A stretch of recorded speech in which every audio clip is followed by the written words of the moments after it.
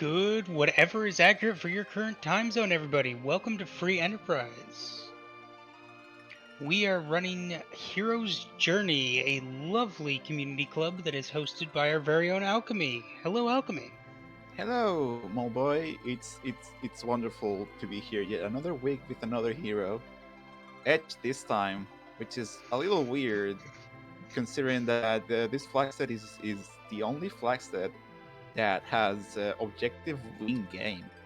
So as soon as they finish their little scavenger hunt for bosses, they just win. They don't even have to fight Seraphos. Edge only cares about like revenge or whatever. What a guy.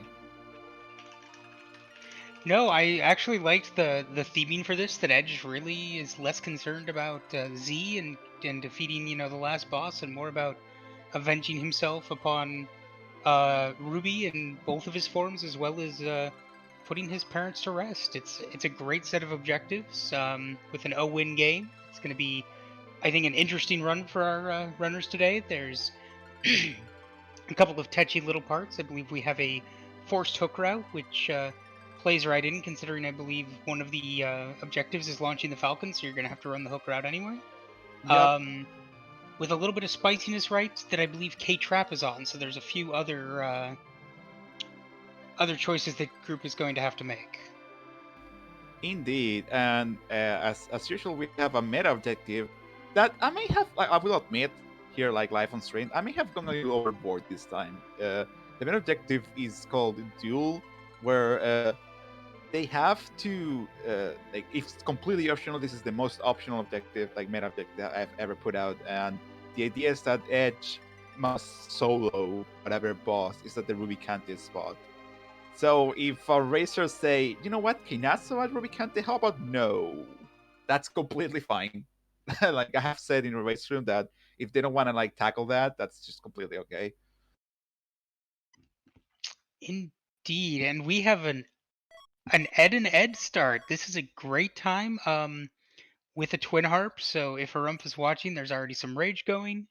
I have the distinct feeling that we're not going to see Eddie getting grabbed due to permajoin. So we have Ed and we have Ed. So where's Eddie? Or is that Eddie and Ed? What's going on here? I mean, I just feel like Edge is a little bit too hardcore to want to go by Eddie. It's a little too cutesy. That's just my headcanon. he would say that like no Magister, I'm too cool. Ah, no, young Prince, Eddie. No, Magister, I'm hardcore. Promise. No, he's Edge tries very hard. I think is the thing to take from this. Indeed. So we have Simbu, looks like checking out Baron Inn, Tybalt flying over to Evelyn Castle. That's a Tella. That is a Tella indeed. And my guess is, I'm not sure if Tybalt is going to try the trap chest. The runners did start with the trap chest, so they do have those hourglasses. Yep. They have They those, do have the trap kit. Assassin dagger. I mean, but with vanilla traps on, this is a very safe loot for Tybalt. Yep, indeed. Since vanilla trap chests are on, the danger that Evelyn poses as like, I picked the wrong chest, I have to restart, is completely nullified. So Evelyn Castle is the place to be, basically. It has the best loot and there's no danger if you know where the chests are that contain monsters. Yes, and it's Charlie, so that helpfully brought up, this is T-Pro, so you're going to see much better loot out of Eblin Castle than other locations, just with how the weighting works. Better than Simbu is probably going to be seen in the Damsian basement. You never know. You never know. This is true. As soon as I say that, I could be proven wrong. But on average, you were not. You were not proven wrong. Not this time, buddy. Hey, he got a silk web, so there are worse things to be getting. I'm always happy to see a silk web in my run. Absolutely true. So I think the more interesting question is whether or not Tybalt is going to like loot all of this, save, and then come back to attempt those trap chests. I mean, with solo Edge, you kind of want to build your party a little bit before you start tackling trap chests left and right, I feel like. This is true. I mean, he doesn't have a Cecil yet, which, as we all know, Tibble loves to check those Evelyn trap chests for that elusive crystal sword. But So and also since we do have the three characters on, it's a no-brainer to like check other characters just in case you get lucky first. hmm. And I see on Simbu's side him turning down a Sid. I mean, it's great, but you know there are other better options most likely. We don't know Yes, and because it's reminder this is a C standard distinct 10, so there are two characters that are gone from the set. We don't know which ones. Clearly not Eddie and Sid. Bedward happily giving Tybalt an Odin orb. Well, that's a lot of cash. I mean, we could like use like I don't know, Radiac to slay some trap chests, but that's a little risky. I wouldn't count on that. Wow, even after T-Neki, like Evelyn had some really good. Oh wow, there's Rosa. Yeah, that is a Rosa. I would not be shocked if Simbu took Rosa. And Yep. he did, in fact. I mean, best white mage alert. You see Rosa, you take Rosa. That's more or less how it goes in most scenarios. Yep. And this play being relatively free with Edge just casting Flame. Even On the other if, side, no, I mean, like, even if you don't have good equipment because it's like Sineki, just playing early game, tracks are good punch. no, indeed. And I was just going to mention Tybalt on the other side, not much out of the public treasury, but did pick up an Ashura orb. So if they do find Iridia, that's not a bad set to have. If they can complete the trifecta with a Leviathan orb, they're actually in pretty decent shape. It's Tybalt doing a cheeky, like a cheeky boss and flame dog chest here. This Checks very only well could flame be the dog. Flame Dog check. Free Thunderclap though. He That's nice. he did equip a Ice Claw, I believe, along with the short, so this should be a one Oh, shot. excellent. Ooh, Oh, close. He's good. still pretty safe. Oof, I mean, I mean, that was a little dicey. pretty-ish safe. Ooh, for a Dragoon Gauntlet. Probably not what Ooh. Tybalt was hoping for with that check. Dang. Sometimes, like, you win some, you lose some. Well, and Well, probably a relief for Simbu to see Baigen here and not in one of the hook yes. spots. Baigen can be like a complete headache, so it's a fantastic sight to see Baigen here. Yeah, I've had many a time where Baigen at Ruby has been a little bit of a heartburn, so this is good to see here. Indeed. It looks like Rosa might have started with Power Bonk, maybe? I don't know what the damage was there, but it was some sort of staff that was smacking that arm. Oh, For well, this there's spoon, really wow, early spoon, Edward starting. I don't know. That's some real power right there. Like that's true. The reminder spoon that flag on. we don't have to defeat Seramas, so Edward's HP is less of a concern.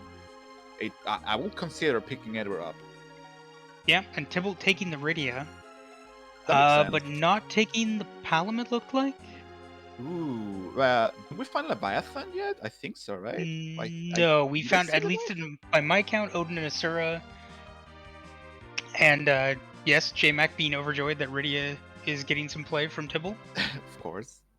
Yeah, Leviathan Uh, was in Evelyn, as I thought. oh, I missed that pickup. So that would probably be the main reason that Tybalt is taking it, since Odin and Yeah, that's like Ashura are really good, but not compelling. yeah, like Rydia with early Leviathan beats leveling up Palom for Quake for like early trap chests basically. Like yeah, like every trap chest is gonna be like one Leviathan cast away, pretty much. And kind of the same thing you were saying with, why to consider like Spoonword is the fact that you don't have to, beat Z. Another compelling case for Rydia. You don't really need to worry about Rydia getting to nuke. Do you ever try to pick a chocobo and then you grab a drain sphere or the other way around? I mean, a drain sword. That was pretty funny. That was a pretty good pickup. I'm not gonna lie. I like that Tybalt managed to make it look as intentional as possible by just taking the chocobo over to Mount Ordeals. Hi, Yang. I don't think Yang's gonna be a mainstay of the party. Bye, Yang. No, and it looks like Tybalt just doing the check and not deciding to check ordeals. I Ooh, can see that's the a logic here. package. That's a package from Ooh, that could be a cheeky boss spot as well as a character that could be Fusoya, maybe if he's in the seed. That is true. We do have 3 boss hunts, and I believe this is required all. So all 3 of the bosses will need to be found. So depending on how fun Psycho decided to roll this, we could be seeing one of those bosses hidden behind the package. Oh no.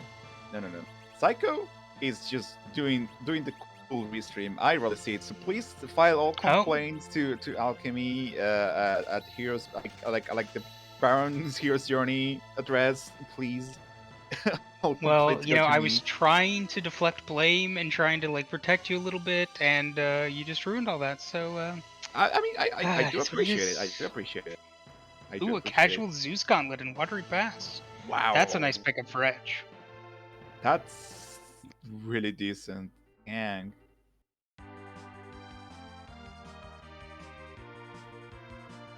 hmm. Ooh. What's Simbu checking? Like shops? Oh, might be checking for the curse ring or something.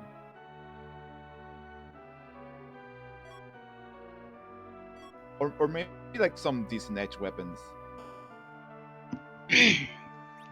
That's true. I mean, with Pro, you kind of have a lower chance, I want to say, of what you're going to pick up out of the bushes necessarily. But Ooh, there's there it longswords. is. There's long swords. Seineki has been solved. Grab some long swords and edge is set. Yeah, it looks like he just picked up one, maybe just wanting to. I mean, it would have been a majority of his. Wow. And there's your Wow. curse ring. Silvera is stacked.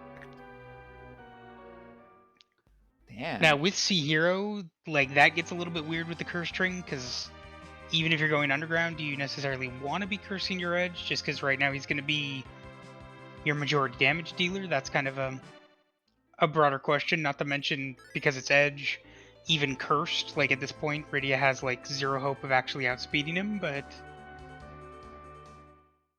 Oh, and we have Simbu making the. Is this like an early Twin Harp check? Looks like it. And Tybalt striking out on the Hobbs summon, just getting imp for his troubles. Yeah, I He don't might know have just about been that going for imp, the huh? loot. I don't know what he would have wanted to get out of there if he already has Leviathan, Odin, and Ashura. Oh, this perhaps? Like get into these chests? Not entirely sure. And it looks like Tybalt's stream might have just frozen up. That's fine. Well, I mean, I just wanted to know what he was going to loot to see if this actually paid off for him. Ooh, the anticipation. I don't think we're going to find out even if the stream comes back on. No, alas. But I'm going to assume it was something amazing until I'm proven otherwise. Sure.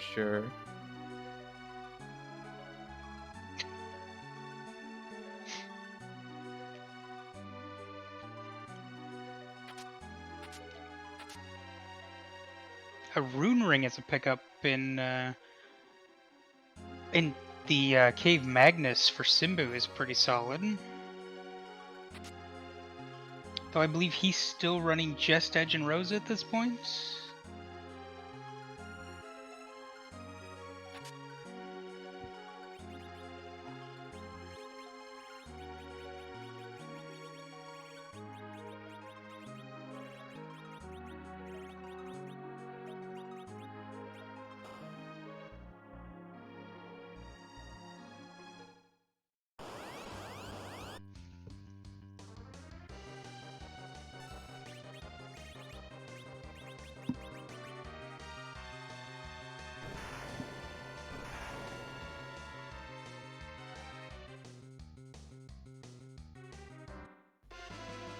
Oh.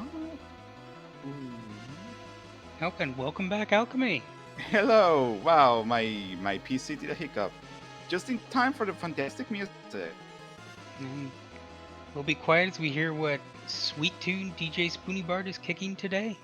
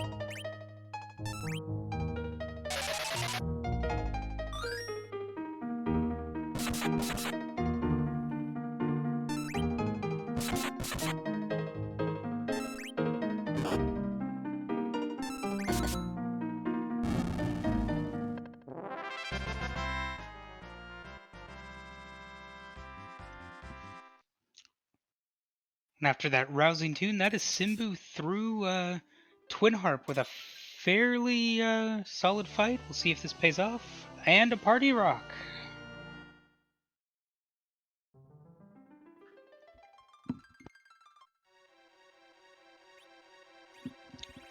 So that could possibly pay off. We have yet to see our forced hook. Tybalt picking up the spoon in the meantime from Antlion and heading over to potentially get the package out of Fabul Gauntlet, or the Fabul Defense after doing some shopping.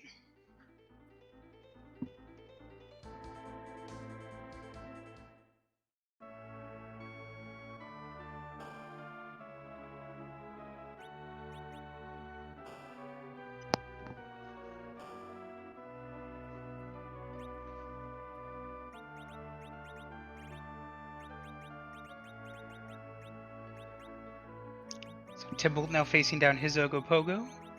Should have enough to punch through here, I would think. This isn't too bad of a spot.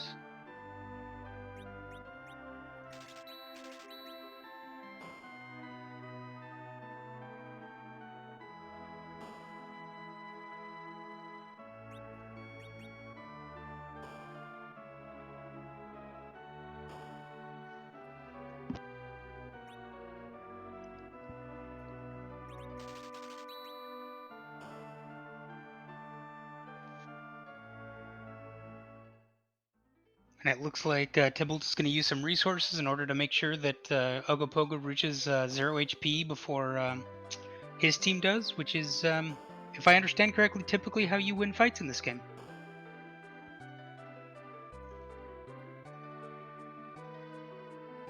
And that's Tybalt through there as Simbu goes and picks up his Odin Orb and presumably starts heading over to Zot.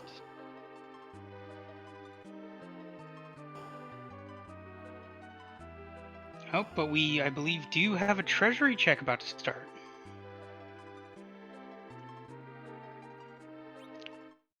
So everybody's favorite time.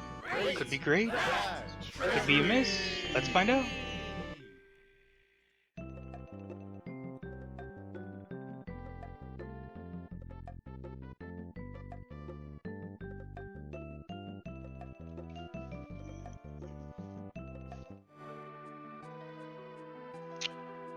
And that is feeling like Artemis hat, bow and glass hat out of 10. Not terrible with the Rosa, but not necessarily what you're really hoping to see out of a T-Pro treasury.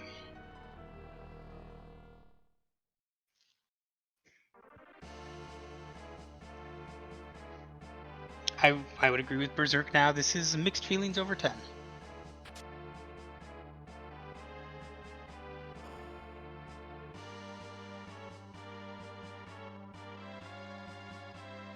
In the meantime, oh, Tybalt checking Village Mist and finding a food. Now that is interesting. So if one of the bosses is behind here and he picks up Fasoya, that is quite the payoff. Now on the other hand, if this leads to nothing, well, actually you still get a foo, so I guess that's not too bad of a situation.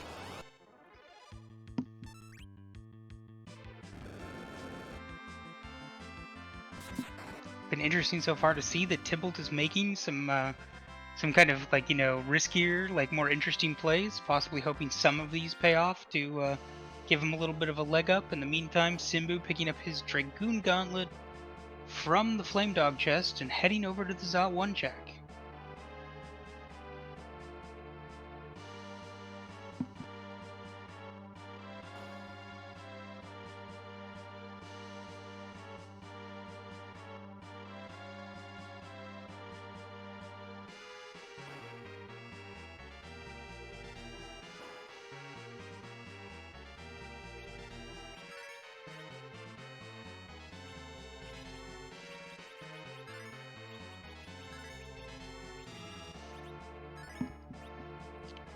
Simbu healing up for Zot 1. Let's see what he gets as we wait to see if Tybalt's gamble pays off.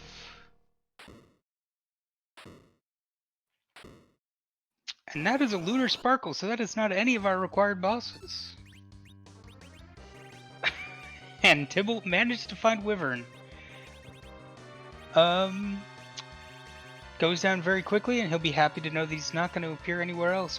But, not exactly probably what he was hoping for out of any of the bosses this could have been. So, Tybalt's going to pick up his Fusoya and keep moving as we see Simbu tackling the Pale Dim at Zot 1. I am slightly sad we did not get to see what Wyvern decided to cast.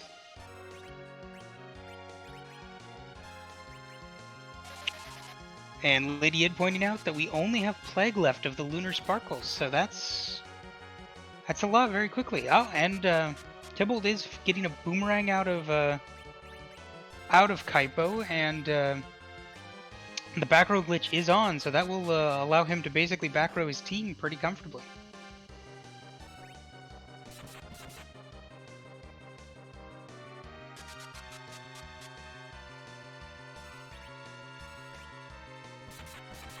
And if anyone in the audience is a fan of the slow sound effect, this is the fight for you, as Simbu keeps poking away at the Pale Dim, and Pale Dim keeps slowing all of the party members.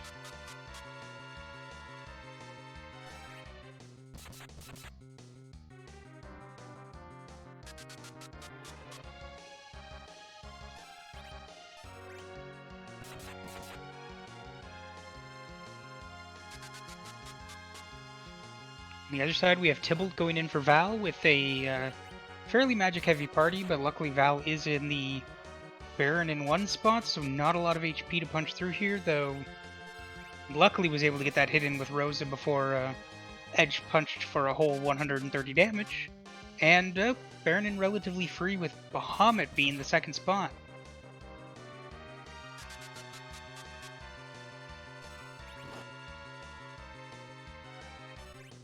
Fu starting with Virus for Tybalt, which is also going to immensely speed this fight up, along with a lot of other stuff, and his Rydia is able to cast Leviathan, also should make this a very easy Bahamut kill. On the other side, Simbu finally threw that Pale Dim, and then we will find out what he's won as it comes to character roulette.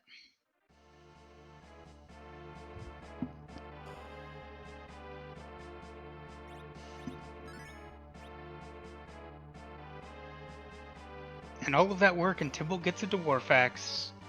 This is a seed that just keeps on giving. Alright, first character spot is Rosa, and we have a Kainatsu at Dwarf Castle, which is also a relief that we will not be seeing that at the Ruby spot. So that's good information for Simbu to have.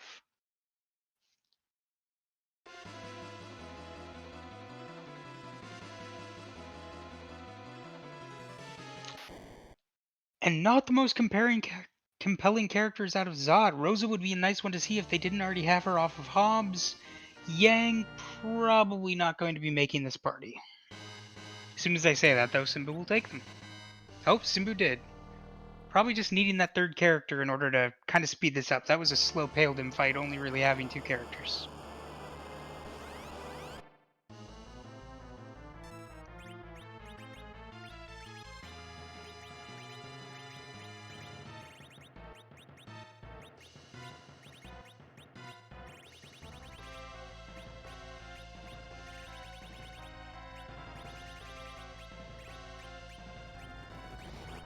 Hello. Yep, I was going to say hello back, but I wasn't sure if your system was working, so I didn't want to call you out if you still weren't there. But welcome back. Shenanigans have been had while you were gone.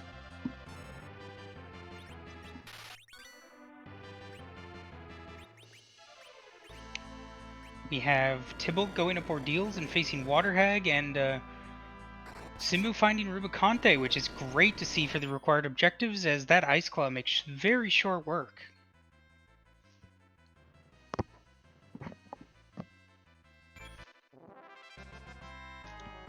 So 24 minutes in, and we have the first objective finished on Simbu's side, as he punches his way through Ruby fairly quickly in that spot. And as a small quality of life upgrade, Rosa now has exit, which will be helpful going forward.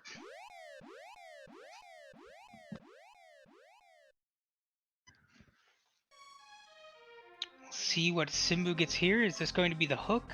The darkness crystal. Interesting. So it's seeming more and more likely, if with Golbez being in the back attack spot on Ordeals, that means that underground access is most probably in one of those trap chests in Castle Eblin, because none of the unsafe flags are on, meaning Golbez cannot be gating our underground access.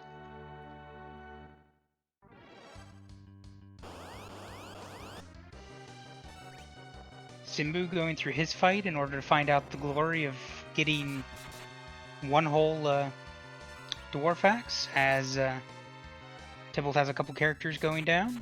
Edge and Riddy is still up. Edge being up probably very helpful here.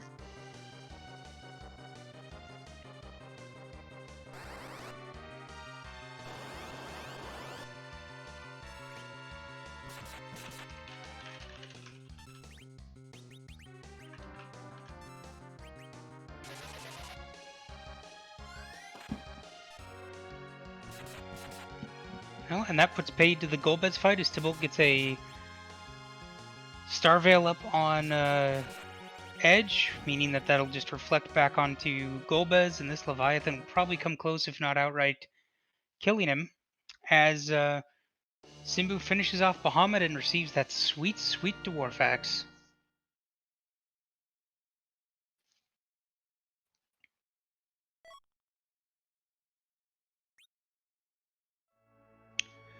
And Simbu, having not checked the package, takes the Tella instead of the Fu that we know is out there. Logical play in the space he's in, and definitely making sense since he just doesn't know that's out there. We will see where he decides to go next. We know the play to get underground is going to be doing those trap chests at this point, I believe, unless I am not thinking of a spot they haven't checked. But Antlion's done, Magnus is done, Zod is done. And the pan off of Ordeal, so I believe underground, the hook has to be in Castle Eblin.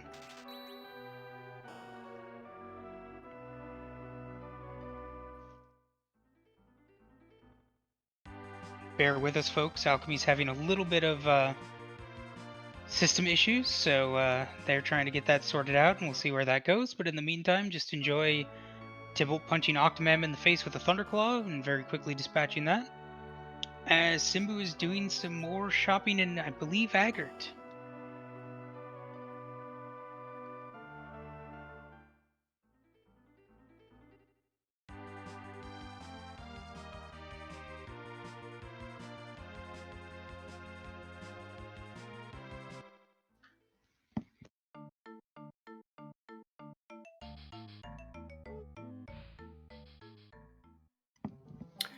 All right, well, hello, Moboy. Hello, everyone. Indeed, hello, Ed. So we are proceeding apace as we go. Simbu deciding to raise the whale and go to the moon. Interesting play. Yeah, probably looking to see who that character is down there first. I would imagine. I don't know if Simbu's feeling cheeky enough to check moon spots for bosses. Probably not. I mean, there is so main summon is at least on, so cave value is worth a check. We've talked, like we were talking about, like there are 2 more bosses out there. It also could be that they haven't checked the Mysidia characters yet and had to kind of go through the cutscene in order to actually go in there. So they're seeing their Rydia and their Yang. They already have, or no, Palom. Don't know if either of these would appeal with their current party comp, since they've got a Yang, Tella, Rosa, and Edge at the moment. Well, it's No to good the to see Palom. Tibble at least going down that music check, since we know that's hard required. Yep, for sure. Yeah, no, that actually paid off for Simbu. It's actually going to be quite a bit quicker, I think, to chase this chain for Tybalt with Fu and with that Leviathan radio. Just he's got that online already. That's really helped him. It sped through the bosses on Ordeal and really helping him make up some ground here, since he did a fair number of extra checks that I'm not sure Simbu had done yet that are still didn't really pay off. Yeah, I guess at this point nobody did any of the Evelyn checks, right? So we still have the 3 chests there to check.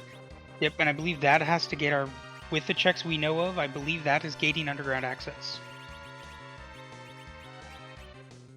Yeah, because as you pointed out earlier, we don't have any of the unsafe flags on, so we have no choice but to go down to Evelyn now. Oh, and Tybalt almost having enough time to double virus, but going after these. It looks like he picked up white on Fu already. No nuke yet.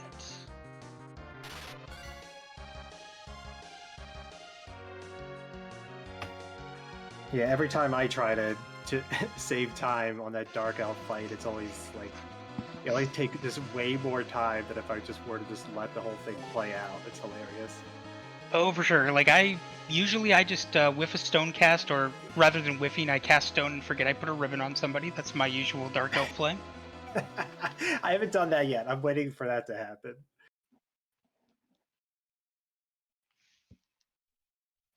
But and it looks like, in the spirit of support, Xenocat has jumped in to help with commentary. Hello, Xeno.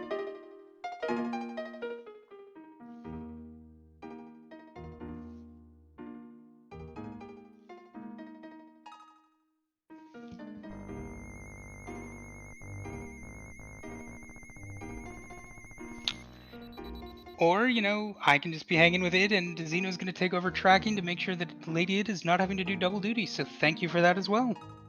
Hey, I was all ready for it. But yes, thank you, Xenocat, for stepping in to handle that.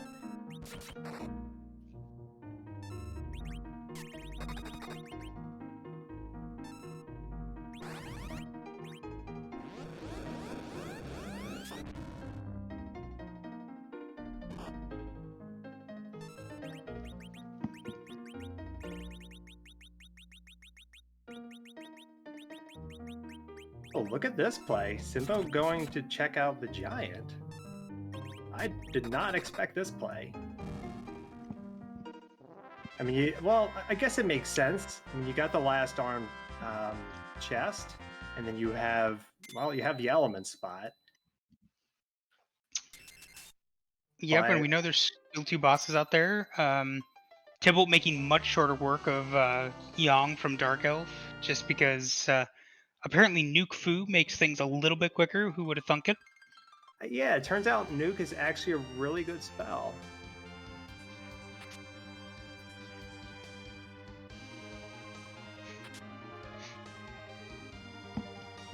And Tybalt discovering that Fu does not in fact have exit yet, and so we're going to be warping our way out of Cave Magnus.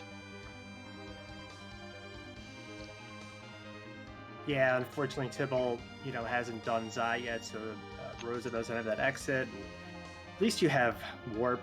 I mean, if you didn't have that Rydia and you had to just walk out of here, that always super feels bad. Yeah, no, exactly. So at least you're getting some speed up here. Still, Warp doesn't feel great, but it's a lot better than walking it out. Interesting, Simbu checking the... Actually, I think Simbu is doing D-Machine. He's got to tell him. Oh, yeah, we're setting up for the step grind.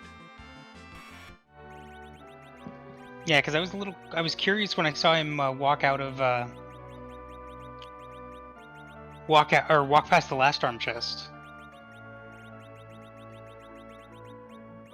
Although And Xenocat pointing out Simbo apparently hasn't been up ordeals, so with I think that's what he Fu has realized why he reset out. Yeah, there we go. There we go. Yeah, there's a reset. Yeah, then there's the beeline right to ordeals.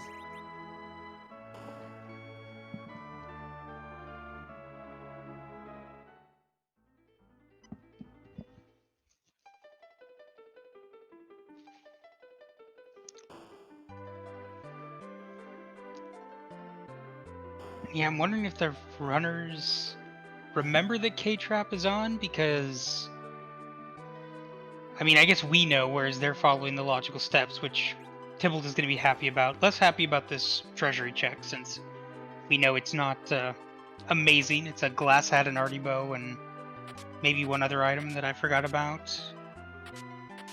I mean, you have Rosa. You know, it's not arty arrows, which I find arty arrows a little bit more exciting than an arty bow, but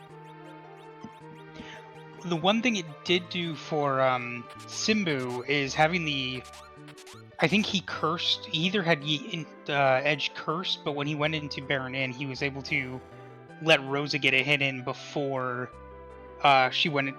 before Val went into tornado form, due to the agility boost from the arty bow. So that's the one thing I would say is nice with that bow over the arrows. The arrows Yeah. definitely a lot better for things like Pale Dim and stuff like that, but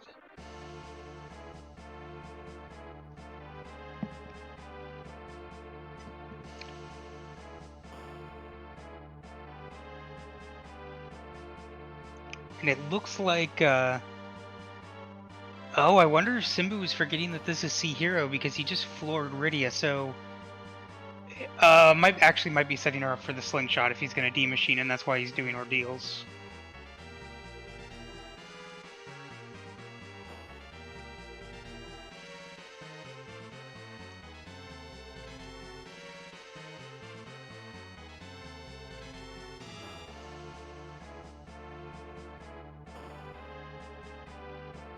So again, Tybalt's going to be able to make up some time on the stream here, just because this is going to be a much quicker Pale Dim fight than what Simbu ended up facing.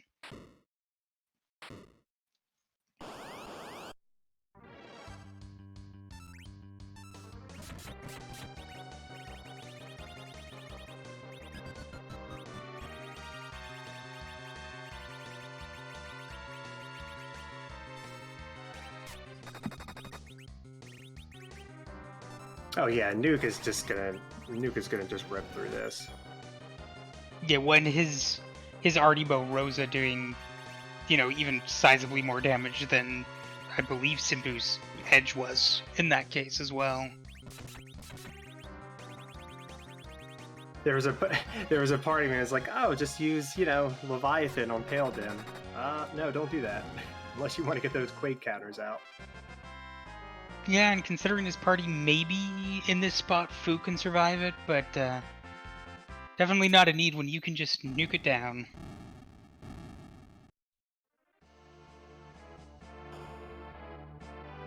And Tybalt just going straight in. Maybe he's got an ether he can throw on Fu after, since I believe Fu's got one more nuke cast. I think it took 2 in order to drop Pale Dim there.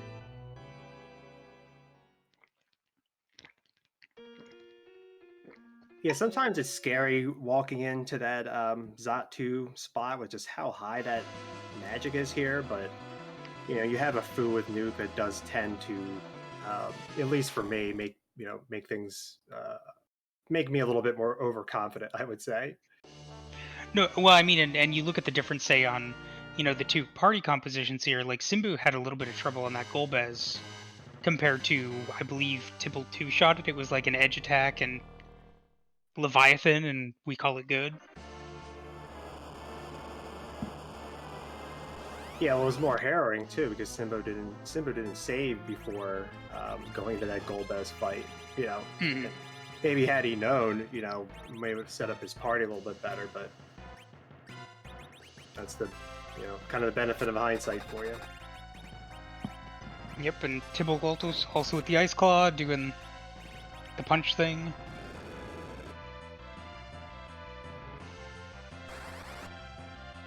And this should be, with the amount of damage already done, be a very quick shake, shake, shake. Yep. So the extra time on that package, just getting that foo, really helping Tibble make up time here. These have been incredibly quick boss clears comparatively. Yeah, I mean, relatively speaking, depending on where. Well, I guess with Simbo probably going to be going back up the giant, right, to do his D machine grind. I guess it's really going to come down to who those hook bosses are. If there's something that's going to be a slog, like if you're going to have like an evil wall, I'm trying to think who's left now that would be rude. But if you're going to have like a ruder spot there, then Simbu will be set up well. Where if Tybalt doesn't do that, then Tybalt will technically, I guess, might be behind. No, for sure. And I was like, to me, I'm kind of thinking through, and I'm sure there's a logic to it. I'm just wondering, does the D machine necessarily make sense here? Because it's win game. You're not needing to level for Z.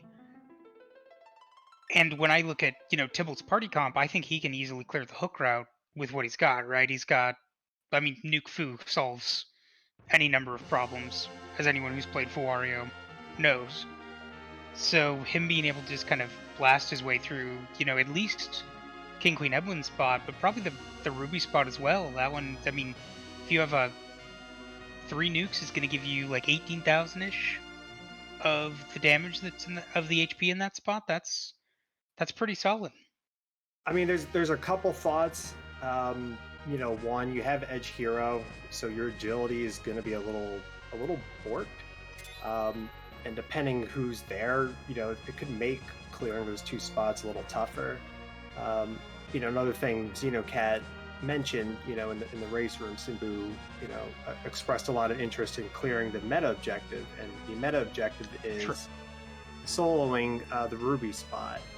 So that means just pairing with the other characters and then just clearing it with Edge. So could be leaning into that too, to get power overwhelming to where you can solo it with Edge, which would, make things pretty interesting. That is very true. I mean, because we really haven't seen any payoff. I think it'll be interesting to see if, one of the possibilities, if they do check those. Ooh, Eddie on the altar. I wonder if having the spoon is going to change Tybalt's computing on this, and he decides to take him for the 4th slot. He does.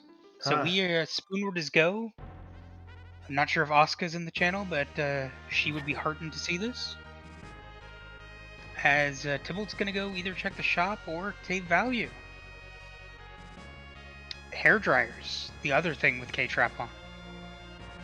You know what? I very much forget. Very much forget the hair dryers chest a lot of times with K-Trap.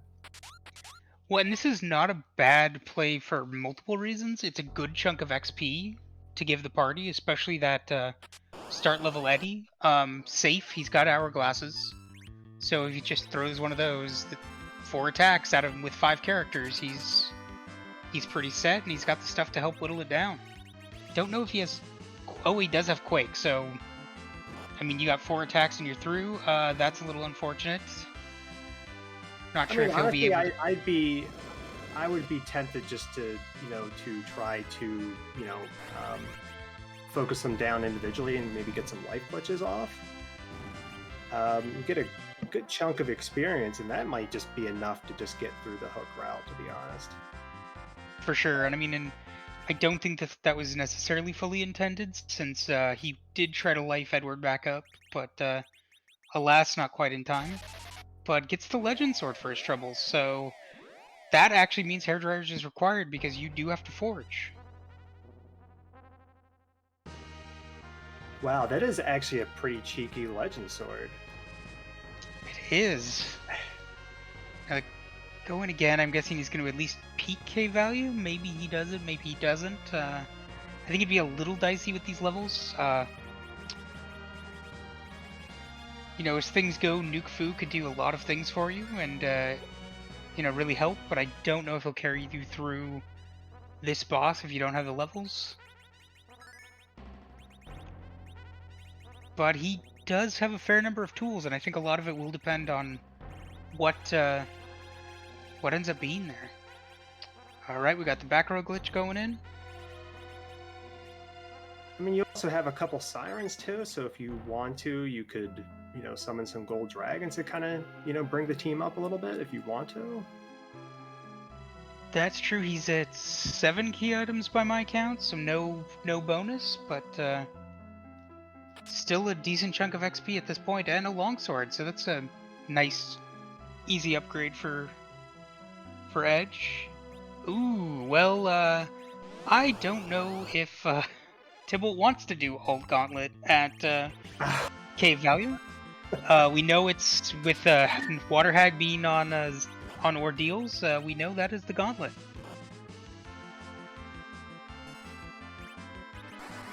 No, I did not see if there was a an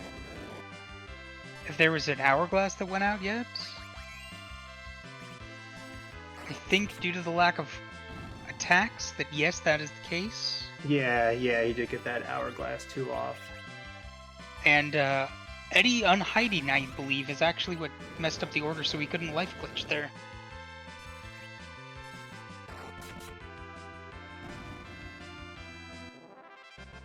That's still 46,000. Doing his D machine grind right now. Yeah, it'll be interesting to see how this goes. I didn't see if he fasted Tella, but with Edge as the anchor here, that's gonna make this D machine a little bit dicier than it might be otherwise. Yeah, Alchemy had pointed that out earlier too, which I hadn't thought about at first, but actually seems to be handling it quite well so far.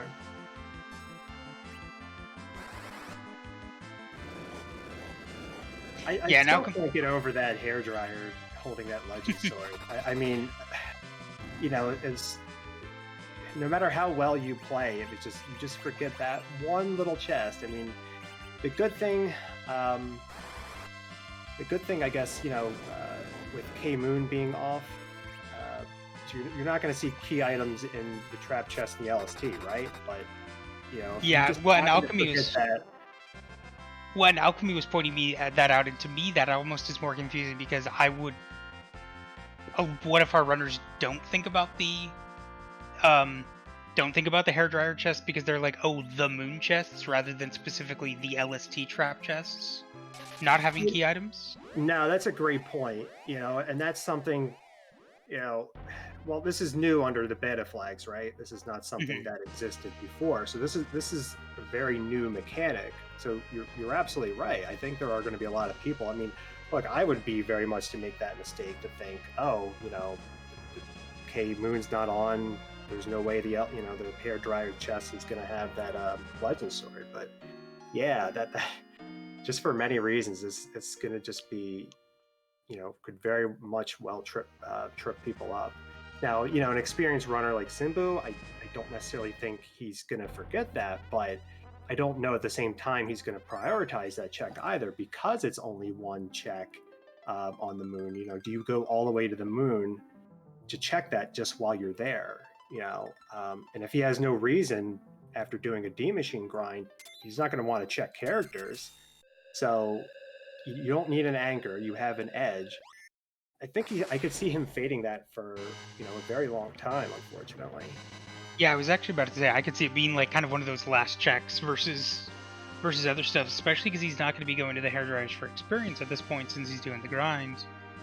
And just to explain to the audience and anybody who's not as familiar with the beta flags, one of the changes is if you have K-Trap on, if you don't also have either one of the unsafe flags or K-Moon on, you will not find key items in the lunar trap chests. So that was like a slight tweak to K-Trap just to not make it quite as broad. Like, you don't have to go to the moon for K-Moon, but oh, by the way, you still have to go to the moon for the trap chests. It's just a slight refining of how people can control the flag set that way. Right, and and to follow up, with Xenocats pointing out in chat, we don't have key items to track, but we still have two other bosses to find. So you're already down on the moon. Maybe you AC. If you're Tybalt, you can take an easy boss to the Ribbon Room for the experience, and then you also boss on as well. And then number two, we have a rare 75,000 channel point redemption from Poorly Drawn Bees, who we have to give a shout out to. Indeed, shout out to Bees for saving up the 75k. I will say I am 2.4k short of being able to get myself shouted out, so good on you for getting there first. Great member of the community. Seriously, great to watch. Whenever they stream, definitely check in and follow. It's good times. Also, a member of, I believe, Buzzing Gears, who someone else I know might be a part of, the Great Toro Tango 2v2 team. Someone else? I couldn't imagine who that could be. I know, one of the actual competitive groups as opposed to my team, Ralph Wiggum. So, great to see a good 2v2 partnership that just kicks butt at that flag set. Super fun and worth checking out if you're interested in playing Free Enterprise in a slightly different way. I love the 2v2 format. It's broad, it's a lot of coordination, a lot of routing on the fly as one person discovers a good path and the other person bonks on everything. It's good times. We see Tybalt finding Dark Elf at the Masa Muni altar. Not going to take that. Nope, and now we're heading towards the Crystal Altar to see what it is. So looks like White Spear and Ribbon Room were bonks. I didn't see if he checked Ogo yet.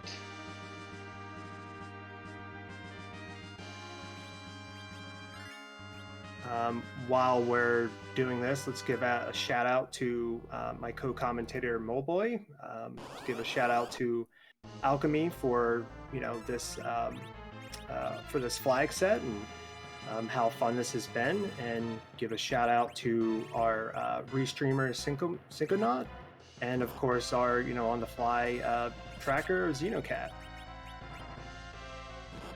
For sure, and shout outs to you, Lady Ed, for stepping up onto the commentary booth and making it so I wasn't just talking to myself this entire time. And again, definitely a shout out to Alchemy. I think this has been an amazing community club. I love the theming. I love how it's moved through, and I think there's been a lot of people who have really enjoyed this one. So great job on the work you put in on really making this a success. And Tybalt finding elements at Crystal Altar. Wow, so we have half of one objective and another objective on the moon here. And an interesting play here from Tybalt, and very heads up, reflecting so that they don't trigger the changeover from Mylon into Ruby in order to do those quad 9s with the Fire 3 and being able to follow up with another Fire 3 if required. So that is a second objective down for Tybalt. Very heads up with this moon play, finding that elements. And getting a decent weapon for somebody who's not currently showing up in this seed. And we have Mom Bomb at elements. Now that is ugly. That is so gross. That is so gross. Yeah, he's no way he is taking that. Because even if you get through the first part of that fight, which Mom Bomb just has so much HP to begin with, you have the 6 smaller bombs who I forget exactly how much HP they have. I want to say it's maybe close to 10,000 a piece, and they punch twice a piece, I want to say, and then they explode for all the remaining HP on the party. It's just such a gross fight. Yeah, it's extremely ugly, and good luck actually knocking them down before they all explode on you. I did not. Did you happen to see what Simbu got out of the last arm chest? I did not. I looked away and then I looked over and it just flashed by so quickly. Hopefully someone in chat will be able to pick it up for us. It looks like Psycho saying they think they saw the adamant. So last arm could Oh. also be required as part of this lovely, lovely seed that Alchemy rolled. What a just what a seed this is. Yeah, I'm gonna You say know, Seed's got some jokes, and it really does. looks like, not sure if the thought from Tybalt here was to take this for some XP, but the Red Giants being pretty mean is... It looks like, not sure if Tybalt actually put the Thunderclaw onto Edge, because that was not a lot of damage for somebody getting a multiplier. Or the Red Giants not machines? I can never keep track of which ones are which. They're weak to Rune Axe, but I don't know if they're actually. I think they're machines. Yeah, so they should be weak to Thunderclaw. Or in this case, you know, when in doubt, they're weak to weak, and that Yeah. just kind of speeds this along. Yeah. To kind of go back to the point about the Legend Sword and the Adamant Rock, while this is a win game, it's all objectives you have to clear. So it's not 4 out of 5 or anything like that. You have to get Yep. all of your objectives. So, how many people are going to go to the Giant? Especially after you clear all your bosses. How many people are going to go to the Giant just for a trap chest check, just for the last arm? I mean, the math doesn't, you really check out for that. But, Tybalt And is... I wonder if Tybalt is remembering how Beta Flags work, because it looks like he's about to take another Moon Trap Chest. Yeah, this isn't it. Yeah, just this mechanic being new. People not used to it, and again, I don't put it, there's no shame in that. I would absolutely likely do the same thing, not thinking about it. And I'm hoping, fingers crossed, he didn't check any on the way down, so I am hoping this is purely for XP purposes, and this is his grind, just because it'd be sad to see losing so much time with this, but we will find out.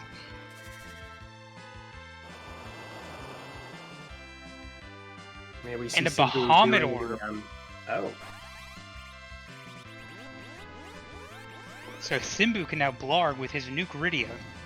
So he just has all of the nuclear options.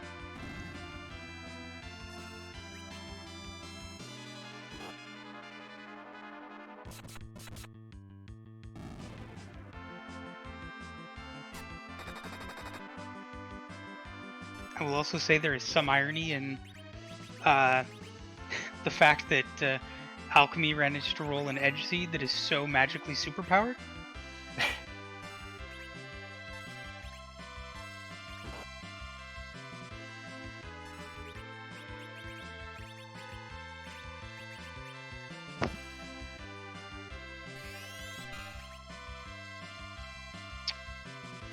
And Tybalt using the Lilith Rod to get one whole MP back from the Warlock, but also getting 60k XP, or 60,000 XP.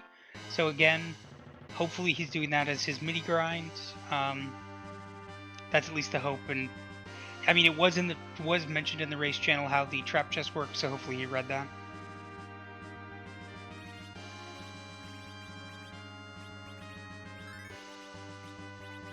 and finally getting the hook.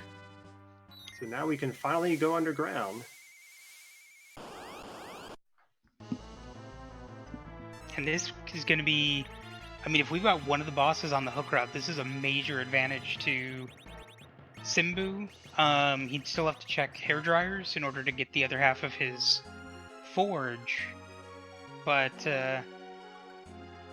definitely putting him in a good position.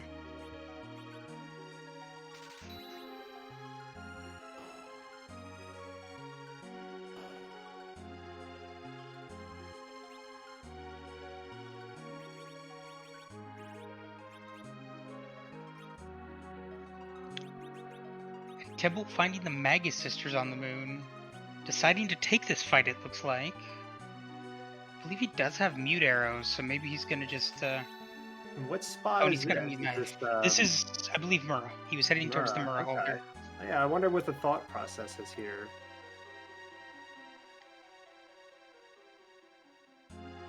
I don't know if they're hoping for, you know, a higher weighted, like maybe pull like a, you know, a tier 7 item out of this, like a, you know, maybe get a Masa and get EXP out of this too.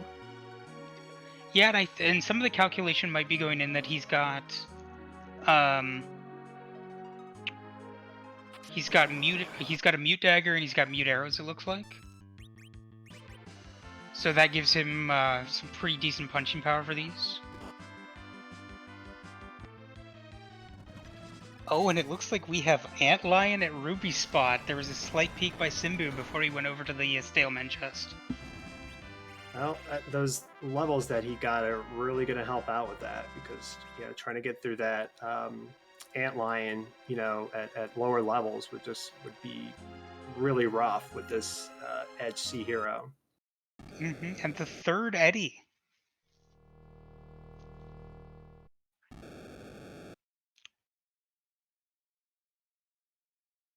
I mean, could you pull off the meta objective? I feel like you probably could. I think it'd be slow, but I think you could, but I think it's mostly based on the fact that you've got a leveled up Edge that can just dart everything. And I don't think it was specified how Edge had to fight. Alchemy can correct me if I'm wrong, but I mean, if Edge just chucks a lot of darts, I think that technically counts. It's still one-on-one. Yeah, you could back roam. Yeah, he has the glass helmet too. You could slap the glass helmet on, back roam, dart things, and if all you're Alchemy doing is points darting, out, then yeah, it does count. So yeah. And that actually was a surprisingly dicey situation for Tybalt. Confuse charm on a spoon word is not a good sight. But should be through here shortly with that Rosa doing 4,000 damage with those mute arrows, and Rydia healing for a whole 1 to offset that. I don't think 29 from Sandy's Cure 2 is going to be enough to prevent the inevitable. Meanwhile, Simbu taking out the Mad Ogre chest, getting himself a ninja shirt. Honestly, also helpful for the Antlion duel if you're going for the meta objective. Yeah, and slap Tybalt that on Edge. getting a cat claw. Wow. All right. Well, that's not The I'm value. sure what he was expecting, or wanted rather. Especially since Tybalt is the one who did not take Yang. Not the greatest pickup. So Tybalt has decided, I believe he's done with the moon. And going to head for newer pastures. So we found elements and we found Rubicon. So really, from a no mode perspective, we just are not sure where King Queen Eblin are. And Tybalt is gonna double down on this. He's going to the giant now, so he's going to be in just an absolute fantastic standpoint here. You know, between hair dryers, getting that legend sword, now going to be, you know, hopefully picking up that adamant rock from the last arm chest. And Simbu finding out that King Queen Eblin's spot, even though it is a very punchy spot, is Baron Guards. Throw out an Hourglass, cast Magical Happy Dragon, and is through. Magical Happy Dragon, I like that. Everybody always wants to talk. It's like a Dark Dragon, Dark Bahamut. It's a pal. It's helping you out. Yeah, he's a pal because he gives you a nice countdown before he, you know. He's like, by the way, you better do this quick. You got 5 seconds. Yeah. Get your walls up. We'll give you a chance. I like Wyvern, who just opens the fight with Megan and be like, whoa. Alright, so here we go with Antlion. And it does appear that, as you mentioned, Simbu is going for the meta objective. Parries, throwing things, more parries. So we're going to let Edge go to town here. So even if from a time perspective Simbu doesn't quite make it, Simbu is currently earning the moral victory on stream. Oh yeah, and this is a free fight. I mean, even doing only under 200 to Rydia, missing Tella, darts the spoon, and down goes Antlion. Which I mean, it makes sense. You've seen a lot of the really really obnoxious stuff. You don't need that spoon to throw at Z. You're on permajoin, so you're not picking up a spoon word. And Tybalt picking up his Adamant Rock. Now he'll be he's happy to just see a that. King Queen Eblin, and actually, really, I mean, it's just looking for King Queen Eblin at this point. I mean, we know where the hook is. Tybalt's eventually going to be funneled to going back And to.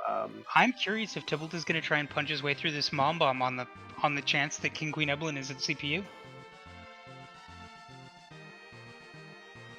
Nope. Yeah. And I do not blame him. Oh, and apparently King Queen Eblin's at the top of Lower Babel. So now we are in essentially no mode now. That is true, with Simbu not knowing where that element is at, but I have a feeling Tybalt is going to go down that hook route, see that, and Tybalt is then ready to go, I believe. Yeah. Because he's just going to drop right here. And... Yeah. You launch the Falcon, and then you go to top of Lower Babel, and you're done. Oh, right, he has to pick up the hook first. Mm-hmm.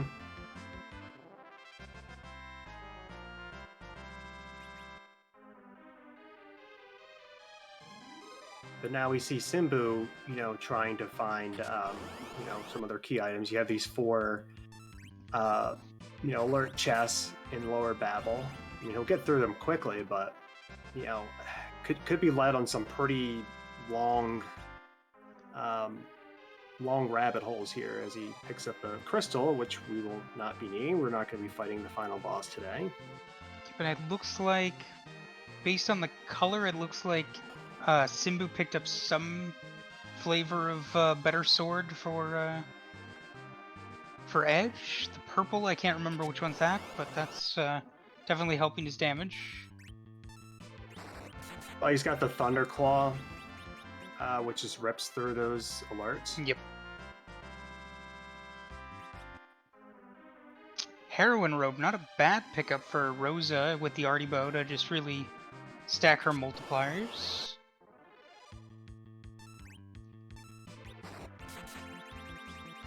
I mean, if Simbu takes us all the way up, he's, at least gets the King Queen Eblin down.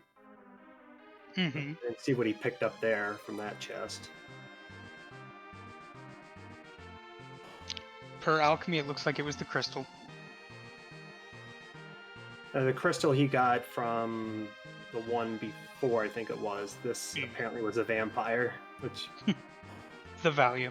Yeah, not amazing value.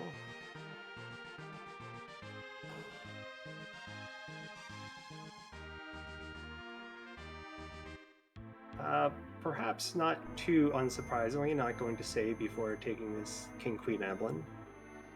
Especially in the Luge spot, which has incredibly low magic, I think this is pretty safe. I mean, they do their damage doesn't matter what spot you fight them at. Their spell power is set, which makes them pretty unique.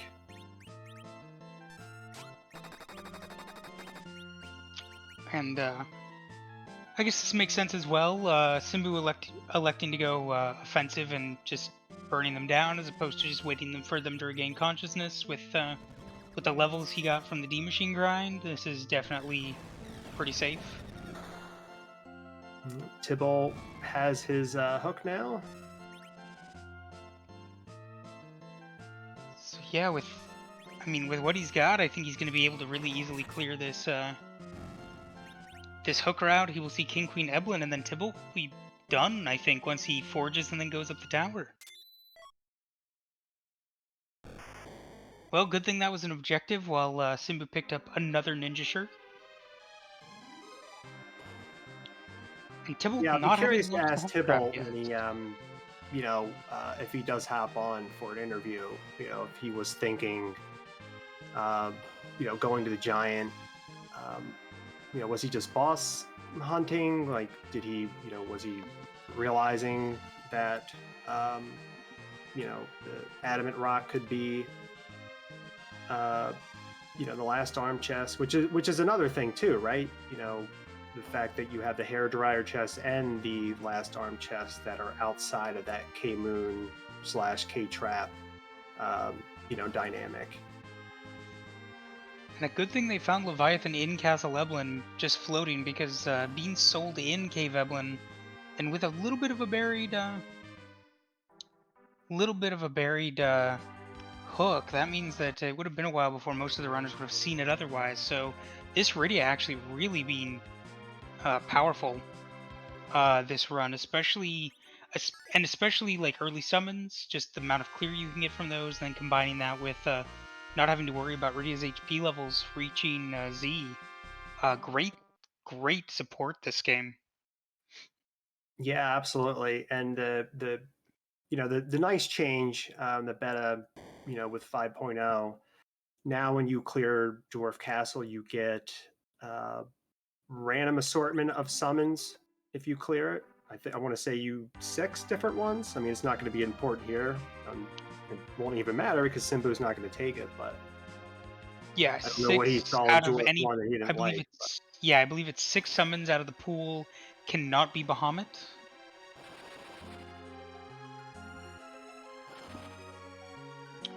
But yeah, Simbu electing to check the Feymarch freebie, and this makes sense as well. He doesn't know where Elements is at, so he's already seen Ruby. Check and see if Leg is showing at one of the monster spots,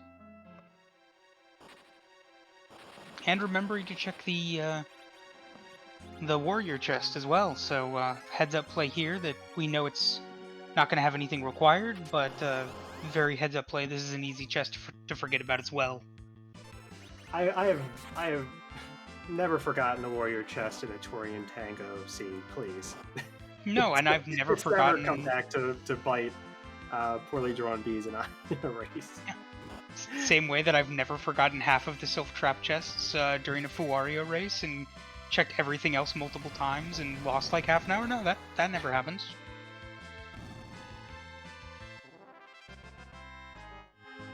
But Bahamut continuing to do work and just clearing out so much of this so quickly, as we have Tybalt running into Baron Guards.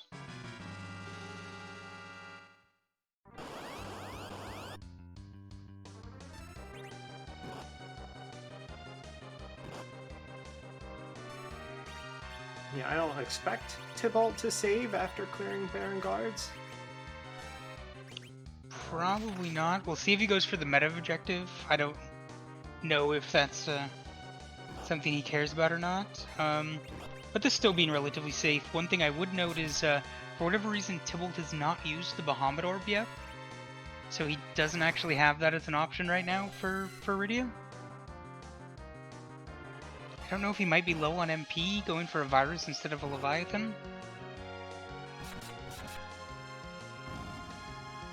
Yeah, might have that virus comes out a little bit quicker. Maybe just wants to just get that out and try to focus them down quickly. Very possible, and Spoon continuing to do work for Tybalt as he slices and dices, and here comes Antlion. Tybalt did sell a fair number of things, so I don't know if he might have sold some of those things that would have been really great darts for the solo meta objective. Yeah, and perhaps Alchemy can clear this up for at least for me. So if you clear the meta objectives, I mean you have to come first in the entirety of the race or just on restream in order to pick next week's character.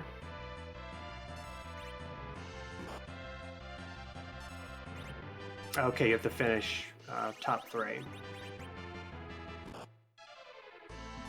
Oh, and Simbu electing to do at least the Toad Lady trap chest.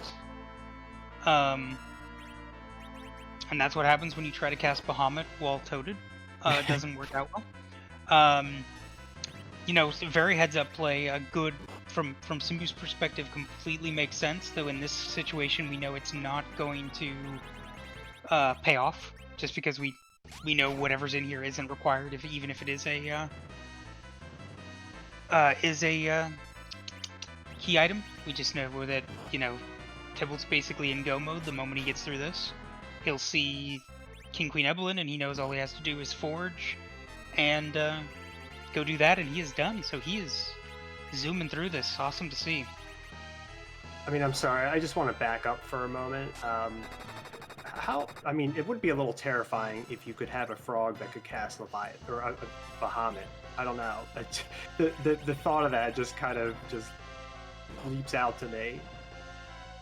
I will say for sure. I think the other thing I think of is it gets skipped over how terrifying it is that Palom is able to learn Nuke, which means that you have a 5-year-old who's able to control nuclear power. That is scary, to say the least. Interesting. Tybalt going Simbu going above. I'm sorry. So Simbu is now going up. We'll see what he decides to go look for next, possibly heading towards the moon. We will find out there. With Tybalt about to get very welcome news for him of where King Queen Evelyn are. Hopefully he remembers to actually spy the boss, and he does, and he sees it. Yep. Okay. Oh, Simbu doing the Sheila check. Okay, and then Tybalt did clear the meta. He did solo. Yeah.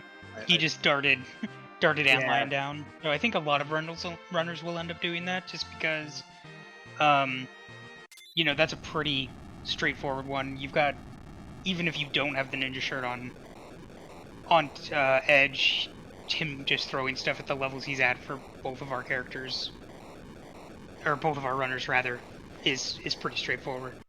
So, Tybalt setting immediately right back down and walking on in. Very unsurprisingly.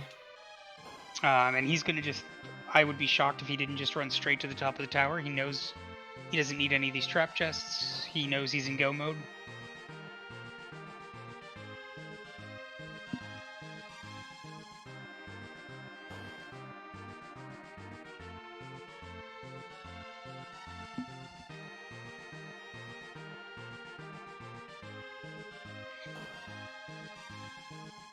You see Simbu, face checking. Overworld bosses. Yep. I believe both of our runners have already checked waterfalls, so I think Simbu had just skipped Mist Cave. How this is looking and their direction he's coming from, I wonder if this is him electing to check package now. Gonna see that foo that has honestly carried Tybalt pretty far. Yeah, you feel kind of bad when you see that this late.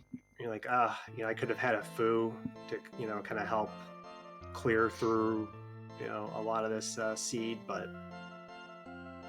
in fairness, Edge does kind of make up for that a little bit.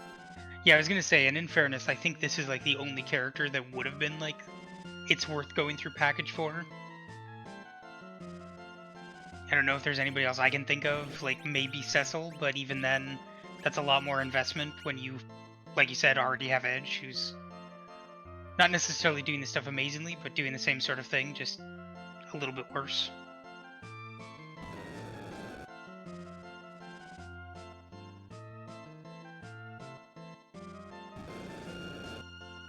Yeah, and we see how slow this spot is with an Edge hero. Simbu trying to failed, unfortunately, to kill everyone off before the call animation. Before the quake. Yeah. Indeed, and then Tybalt electing to just wait out King Queen Evelyn.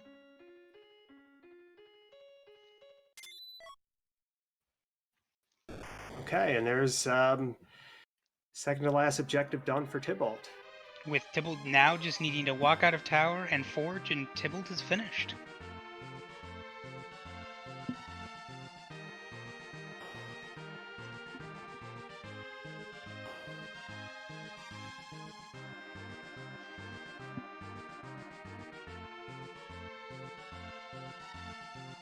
Yeah, that early moon play and that face checking massively paying off for Tybalt in this situation. Yeah, I was just such a heads up play going for that hair dryer chest and just having it pay off, and then just having to go to the giant and pulling the adamant rock. Both. It's wild to me to have both required key items. The only really true, I guess, required key items outside of the hook, tied right to both trap chests that were only obtainable by using the darkness crystal. When you think, well, K Moon's off, so I don't really need the darkness crystal to get anything unless I'm looking for a boss. But yeah, you need 2 key items from it. It's just, yeah, wild to me still. Well, and even like getting lucky to find elements at Crystal Altar, the heads up play of doing the reflect to not trigger the script, to I believe that halves the HP because you have the transitional HP between Mylon and Ruby, and then Kainatsu and Val. So like having the HP, being able to hit the weakness, not dealing with Ruby's script, which is much ruder. And GG to Tibble with a time of 1:20:12. First on the restream, and it looks like, unless I missed something, first overall. All the race room too. Yeah, first overall. Very well done by Tibble. We'll see if we can pull him in for an interview. In the meantime, Simbu meeting Plague. I believe this is the tower super cannon room, and so pushing that off on the way down. So Simbu really just needing to go to the moon at this point is where all of his value is at.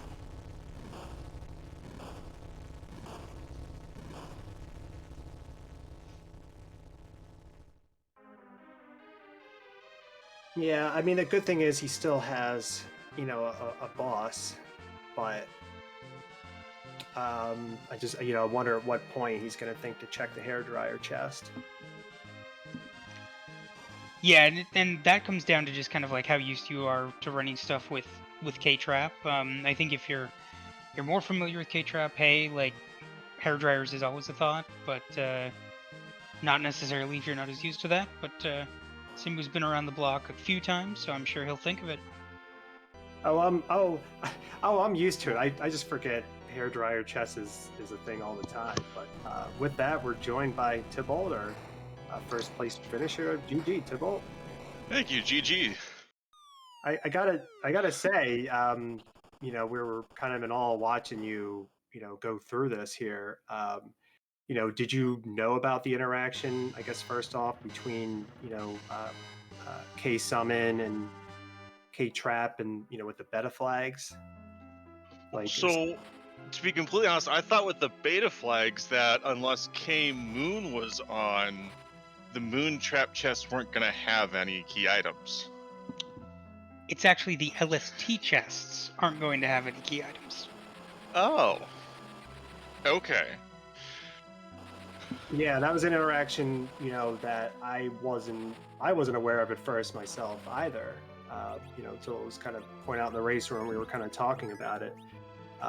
You get lucky, fortunate with that hairdryer chest, and then after that, eventually you find your way to the giant. I mean, what was your thinking, going to the giant? Were you key item hunting or were you just boss hunting?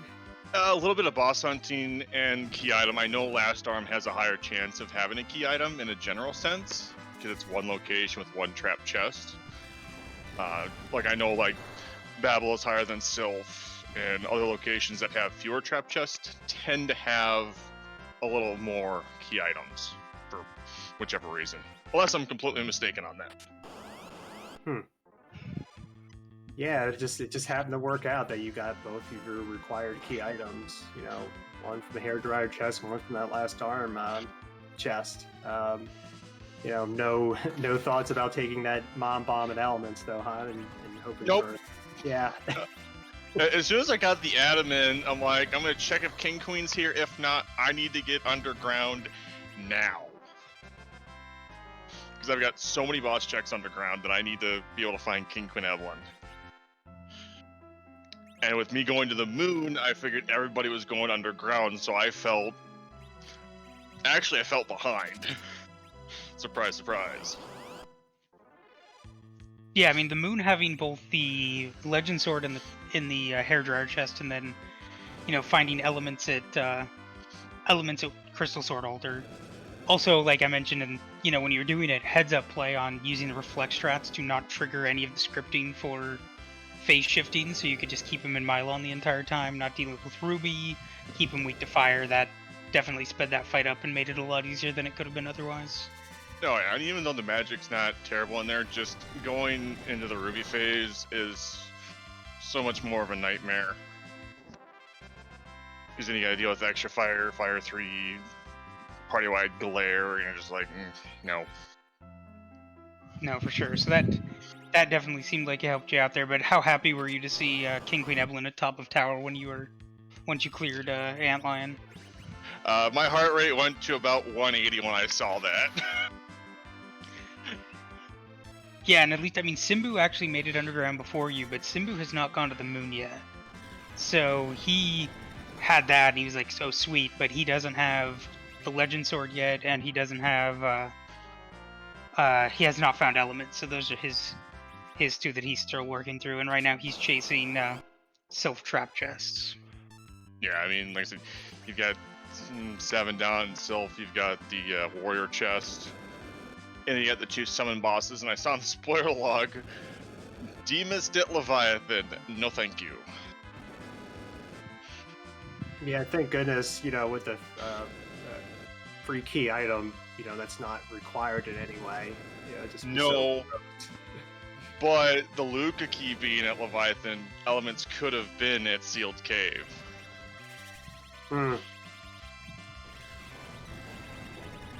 Yeah, the summon monsters were installed, like. I say Simbu elected to do, a D machine grind, so we think that's might have been, what spurred him to not, dive the moon at all, maybe not take on that hairdryer chest. Unfortunately fading that a little bit. Any thoughts? What since you finished first, you did the, also did the meta objective too. Any thoughts what your, character for next week might be yet? I think there's a few characters left that we haven't done yet, so I'm not exactly sure who I'll be picking. I know my choices have already been picked once before, so I'll have to think on it.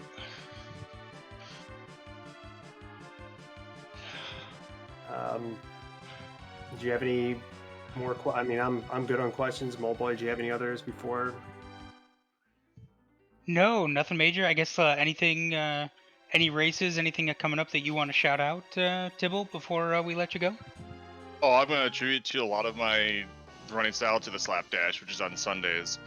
I wouldn't have learned as much of this game as I have without doing the Slapdash.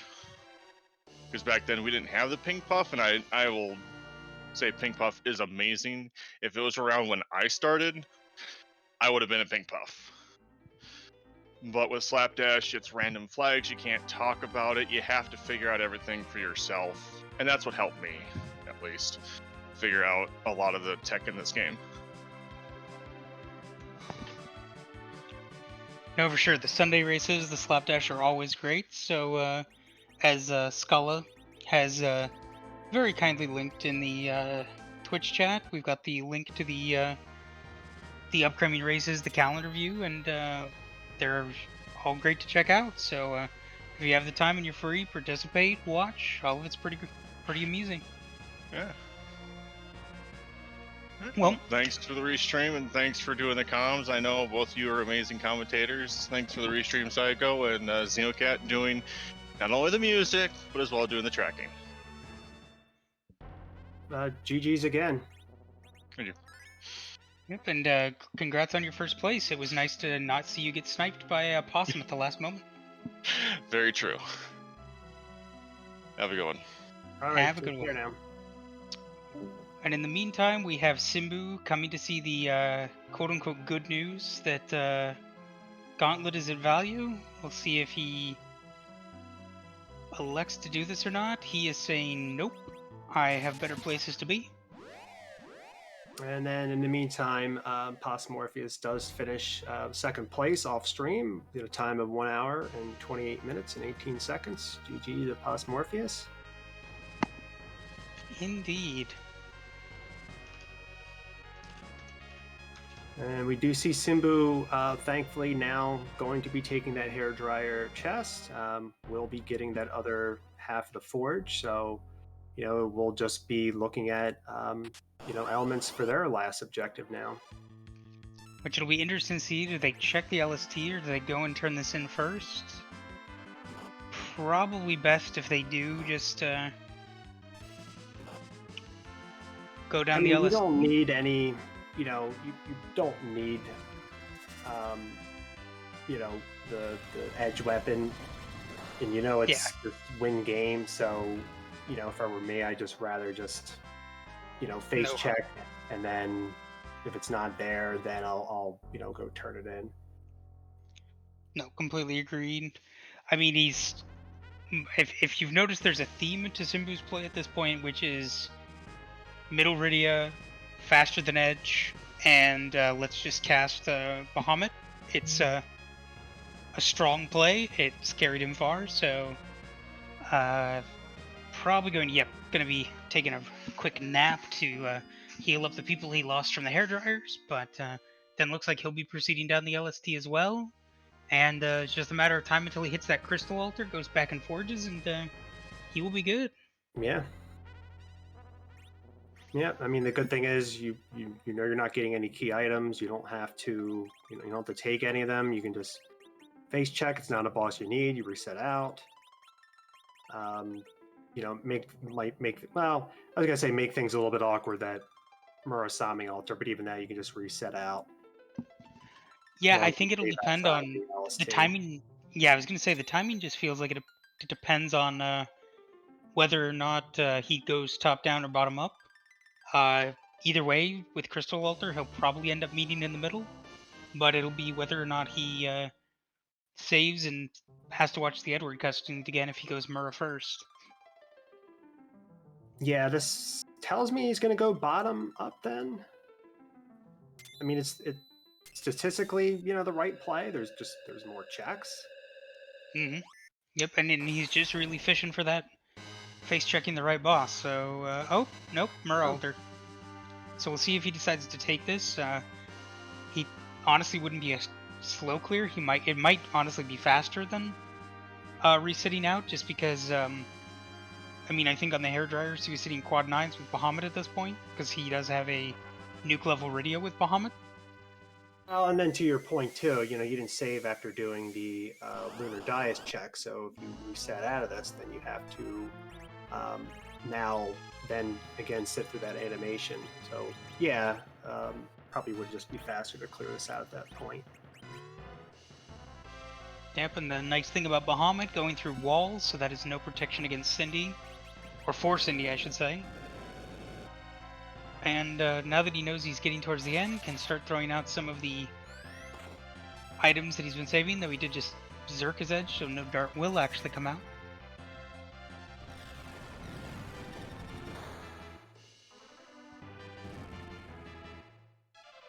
No, it won't quite one-shot Cindy, but it does just keep the other sisters down, which is a huge help in this.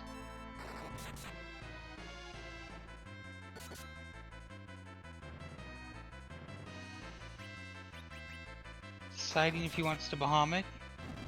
Yeah, I was probably thinking like the other sisters are going to get remedied first, but luckily a couple Zerks managed to clear through her before she was able to get the remedy off. Gets his cat claw sweet reward. Cat claw. Yeah. And then so the checks that Simbu hasn't made is I don't recall if he checked Kaipo in after opening the package. I guess the fear for Simbu would be, oh my gosh, is it behind CPU or at CPU, which means I gotta punch through that mom bomb. Definitely not necessarily difficult at this point with how leveled his characters are, but just the amount of time that would take when you're already feeling behind from all of the trap chest checks that didn't pay off. But so will he go to the Crystal Altar first on his way down? That could be a definite difference to the time taken if he checks that first. Yeah, I mean, you still have, you still have the Barren Throne, Barren Basement. You got Sealed Cave. Other than that, I'm not sure what else is left. And that almost There might be anything left? scarier in this case, just because how nestled is that Baron key or the stuff you haven't seen yet? You need to be hoping that that it's somewhere that you have access to right now, rather than being buried deeper and going the other way. So Crystal Altar will probably be the last check now, compared to the other ones that are just closer. Which Yeah, actually, statistically was the correct play. where would our Baron Key or Luca Key be hidden behind right now? I'm trying to think what other. I guess maybe Nobody one of the. did King Queen monsters, so those would be the two that spring to mind for me. I think all the trap chests have been checked. Oh, Baron But Key is dwarf according to our tracker, Xenocat. That's right, yep, because nobody did dwarf castle. yep. So your key item spots remaining at this point are you've got Dwarf Castle, you've got King Queen monsters, and you've got the Alt Gauntlet at Bahamut. I think are the three open key item checks at this point. And then Luca Key apparently is behind that D mist at Leviathan, so that's very gross.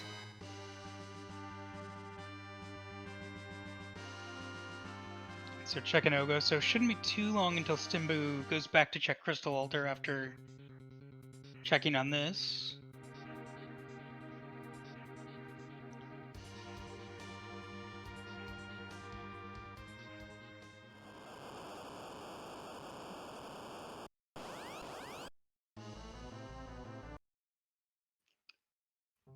Hoping out there, so can only imagine there's going to be a bit of relief once this Crystal Altar gets checked. That you haven't completely found out that the moon is nearly haunted, aside from that hairdryer chest. Yeah, I mean, it feels good, but then it also feels bad because you had access to this, the whole time, especially after doing your D machine grind. You had the levels to take on any of these moon bosses, and then you fade it and you say, okay, well, of course it's here the whole time. So it's kind of bittersweet. Yeah, and I'm guessing that Simbu has to feel fairly confident that the moon has value just because of Tybalt. If Simbu was paying attention to chat, they see that Tybalt finished. Well, if you think of it that way, then there needs to be, that it's not buried too deep with his finish time, because Simbu certainly hasn't been clearing this slow. Missing on the trap chest, that's just part of K-Trap. I'm kind of going through the fear there. So this should be a pretty quick. That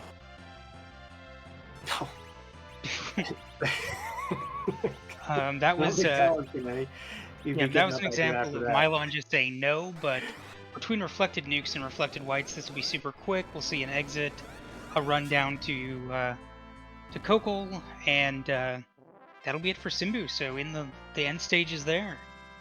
Yeah, and just right before that, Wylam finished third place, an hour and 36:58. Yeah, so we'll see if Simbu currently running for fourth, which, considering the number of people in the race, isn't too bad. So we'll see if anybody else is currently in that mode of running for a forge or whatever else. It's been interesting that on Restream, everybody forged last. That Mutsunoke would have been very helpful for Edge if they'd found it earlier, but just I think with the placement of where the Legend Sword and the Adamant Rock were, you're kind of already in a leveled up / go mode, of just clearing rather than needing to run to actually get that power boost from the forge. Yeah, and especially once you have that, that foo. Now I don't know if everyone running this, took that package foo, but yeah, you don't need it, and like you said, especially by the point time you get it.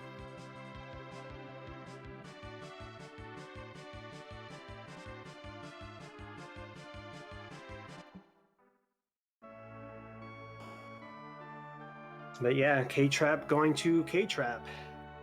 That's the rando for you when it comes to the K trap. Oh, for sure. And I mean, and kind of like, if you look at Tybalt's Discord name, it is Tybalt the Gambler, and those gambles definitely paid off with a couple of those early cheeky checks paying off the foo and stuff like that. Interesting that I wonder if Simbu has forgotten that it's win game since he's selling everything and about to look at what's in the Coco shop, or just selling down everything for the memes. Either way, I approve.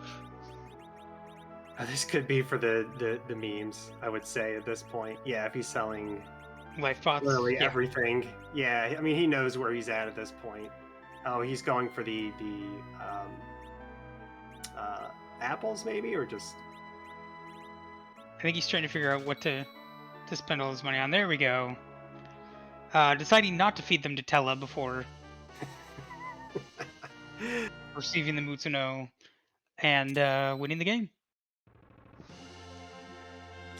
There we go. GG's to Simbu, Simbu. 4th place, 1 hour and 39 minutes and 55 seconds. Very well done by both of our restreamed runners. Let's see if Simbu wants to come in for an interview.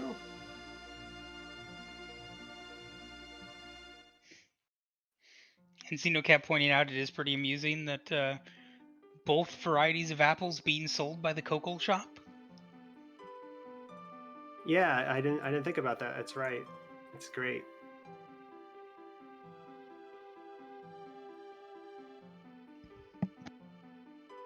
We are going to be joined by him momentarily.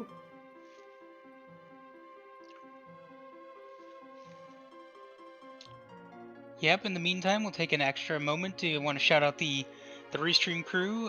Lady Id jumping in on commentary, originally tracking. Xenocat kindly jumping in on tracking. Apparently, if people tell me things enough times, I remember that, so I got that straight for once. And Psychonaut doing our restreaming. We are joined by Simbu. GG, Simbu. I don't hear it. Hello, Simbu, are you there? Yes, now I can hear you. Alright, good game. Well played. Must have been really happy to see that Elements when you finally hit Crystal Altar. Not very many places left. I didn't want to track down the Luca key or the Baron key, but I knew just based on the finish times that it was very unlikely it was either of those. It is. If you're curious, the Luca key was behind D-Mist in, I believe, King of Monsters spawn. Yes. So that would have been some variety. I think fun is a word some people might use. I believe if this were Martin, the phrase would be character building. Yeah, so how are you feeling seeing that, that legend sword from that hairdryer chest? It makes me kind of regret that I didn't do that earlier because I had considered doing it. But I mean, it's also, that's just how the rando is going to do sometimes. You can't really control where the item locations are. Yeah, we saw Tybalt had done that fairly early, which at least surprised me. It's a check that I think sometimes gets overlooked. Even in K Trap, and we're talking about the interactions with K Main, or I'm sorry, K Moon and K Trap in the beta flags, with K Moon being off. At least I didn't realize that. The hairdryer chest, the last arm chest still do count. They're not part of that LST, distinction. Yeah, I doubt anyone who has done this race will forget that, because both the Adamant and the Legend Sword were behind both of those traps. I was more concerned about the giant chest, to be honest, but it looks like that didn't put everyone too far behind. For sure. Yeah, thankfully you came back down to that. Then of course, realizing that go to the moon to find the elements there, and didn't chase that what would have been that ugly rabbit hole at that Leviathan spot, getting that Luca key. Yeah. Thoughts about the flag set overall? It was all right.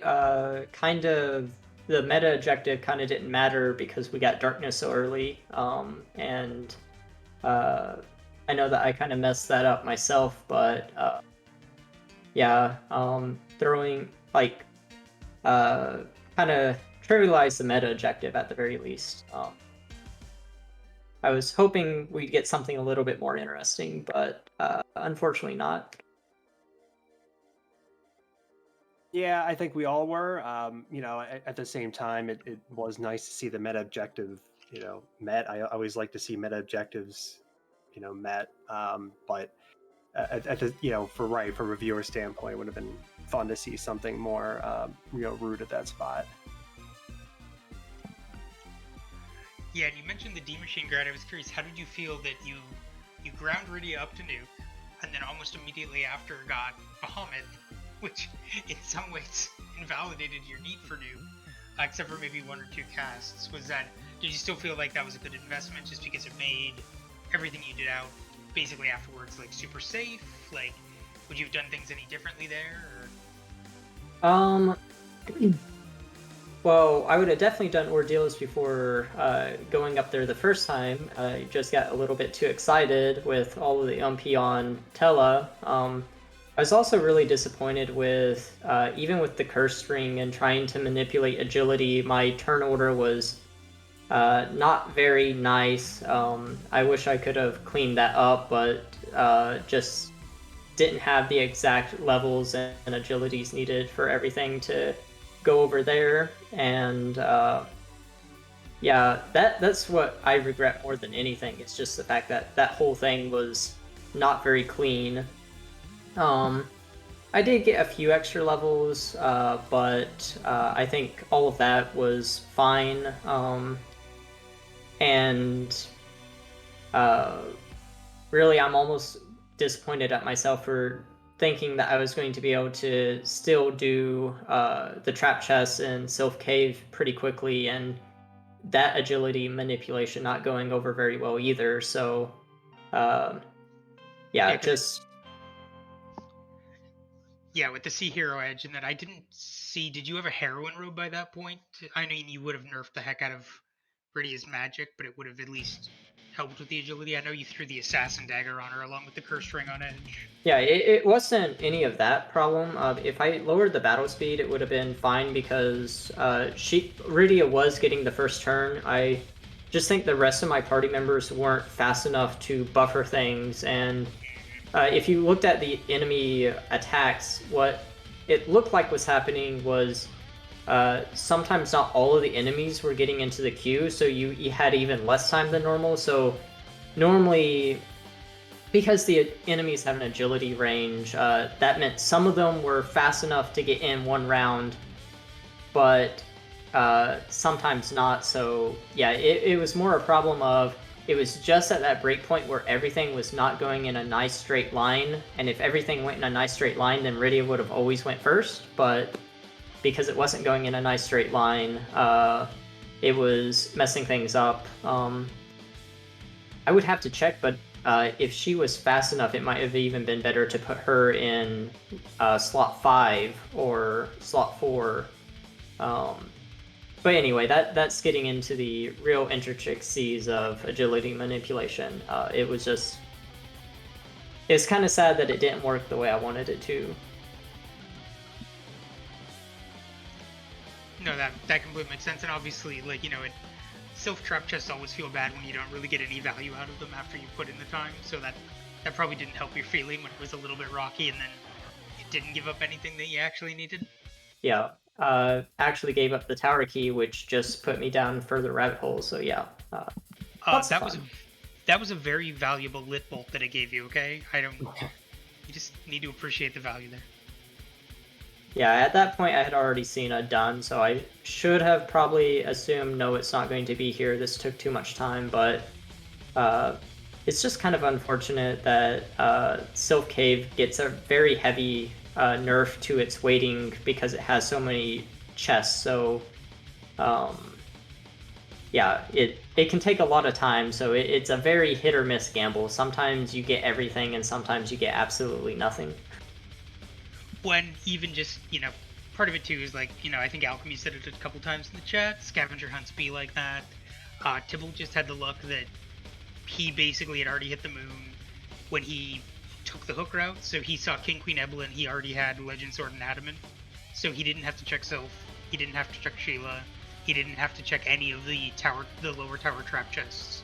He literally just had to run up the tower, kill King Queen Evelyn, and run in Forge, and he was done. So he basically got really good on his routing just with the gambles that he took. Yeah, I mean, at that point, it's hardly even a gamble. It's like, oh, I know that I don't need any of this stuff. Now, if it was, again, that Luca key, then we might have had a different story, but yeah. That's how a rando does. It does. Lady Id, anything else or any other questions on your side? No, I'm good for my end. Great. Well, thank you so much, Simbu, for volunteering to be restreamed. Great run. Tibble just kind of had the perfect route this time, so hats off to him. But you certainly were no slouch either, and ran really well. So thank you so much. Yeah, thanks, guys. Yeah. And GG's. Well, thank you all so much for coming today to watch the Baron's Heroes journey. Just want to plug Slapdash tomorrow. I want to say that is at 4 Pacific, if I'm remembering correctly, and my time zone calculations are correct. Yep, 7 p.m. Eastern, that's correct. Yep.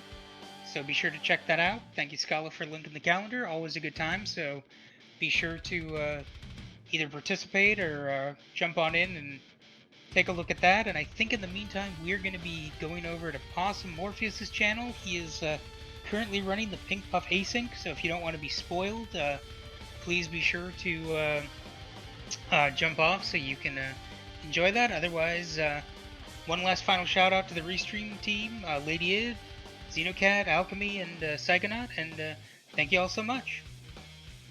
Yep. And take care, everyone.